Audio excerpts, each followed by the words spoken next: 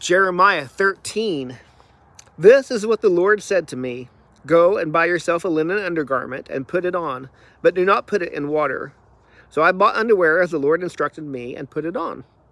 Then the word of the Lord came to me a second time. Take the underwear that you bought and are wearing and go at once to the Euphrates and hide it in a rocky crevice. So I went and hid it by the Euphrates as the Lord commanded me. A long time later, the Lord said to me, go at once to the Euphrates and get the underwear that I commanded you to hide there.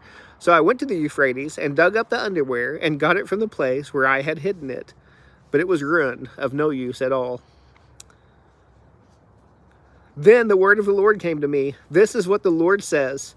Just like this, I will ruin the great pride of both Judah and Jerusalem. These evil people who refuse to listen to me, who follow the stubbornness of their own hearts, and who have followed other gods to serve and bow and worship, they will be like this underwear, of no use at all. Just as underwear clings to one's waist, so I fastened the whole house of Israel and of Judah to me. This is the Lord's declaration. So that they might be my people, for my fame, praise, and glory, but they would not obey. Say this to them. This is what the Lord, the God of Israel, says. Every jar should be filled with wine. Then they will respond to you. Don't we know that every jar should be filled with wine?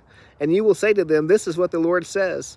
I am about to fill all who live in this land, the kings who reign for David on his throne, the priests, the prophets, and all the residents of Jerusalem with drunkenness.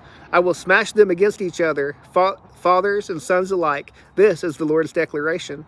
I will allow no mercy, pity, or compassion to keep me from destroying them. Listen and pay attention. Do not be proud, for the Lord has spoken. Give glory to the Lord your God before he brings darkness, before your feet stumble on the mountains at dusk. You wait for light, but he brings darkest gloom and makes total darkness. But if you will not listen, my innermost being will weep in secret because of your pride.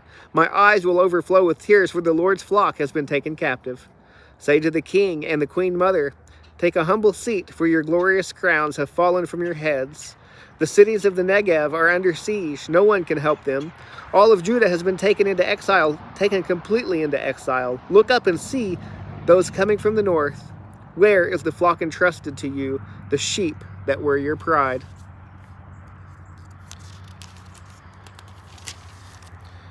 What will you say when he appoints close friends as leaders over you, ones you yourself trained? Won't labor pains seize you as they do a woman in labor? And when you ask yourself, why have these things happened to me? It is because of your great guilt that your skirts have been stripped off, your body exposed. Can the Cushite change his skin, or a leopard his spots? If so, you might be able to do what is good. You who are instructed in evil, I will scatter you like drifting chaff. Before the desert wind, this is your lot. What I have decreed for you, this is the Lord's declaration, because you have forgotten me and trusted in lies. I will pull your skirts up over your face so that shame might be seen, your adulteries and your lustful neighing, your depraved prostitution on the hills and the fields. I have seen your abhorrent acts. Woe to you, Jerusalem, you are unclean. For how long yet?